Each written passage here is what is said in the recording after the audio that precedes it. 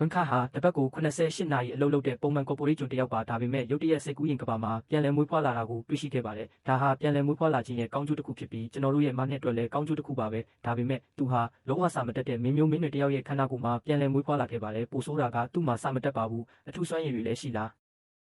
ဒါပေမဲ့သူ့မှာအရသာရှိတဲ့အစားအစာတွေကိုစားသုံးနိုင်ပြီးရေချိုးရင်းအချိန်ကောင်းတွေကိုဖြတ်တန်းနိုင်ပါတယ်သူ့ကိုတနေကုန်စားတောက်ပြီးကစားရုံကလွယ်လို့ဘာမှမလုပ်တဲ့ကောင်းတယောက်ရဲ့သားလို့ခေါ်ကြပါတယ်သူဟာအရန်ပျော်နေတာမို့အိမ်ဖော်တွေကရေချိုးပေးနေချိန်မှာသူ့ကိုယ်သူဘယ်မှာတွေ့လဲဆိုတဲ့ကဘာရဲ့နာမည်ကိုတော့မမေးရဲပါဘူးသူတို့ကသူ့ကိုစောစောအိတ်ဖို့ပြောပါတယ်ဘာလို့လဲဆိုတော့သူ့အကိုတွေနောက်နေ့ပြန်လာမှမို့လို့ပါအိမ်ဖော်ကဒီလိုပြောတဲ့အခါကဇဝေဇဝါဖြစ်ပြီးအိမ်ဖော်တွေကသူ့ကိုနောက်နေတာလို့ယုံကြည်ကြပါတယ်သူတို့ကသူ့အကိုတွေကဖော်ဝါရှာမိသားစုကလျှို့ဝှက်ထင်ရလို့ပြောပြကြပါတယ်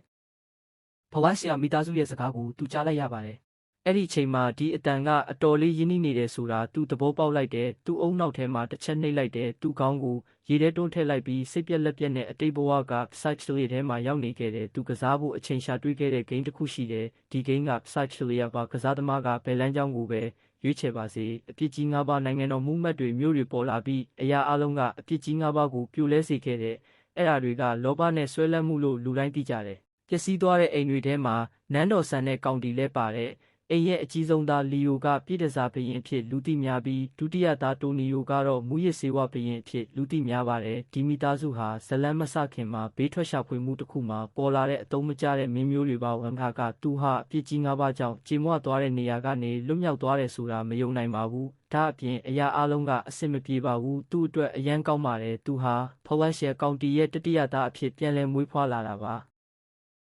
မျက်ရည်တွေနဲ့ခံစားနေရတော့မဲ့ကံကြမ္မာထက်ပိုကောင်းမှုများပါတယ်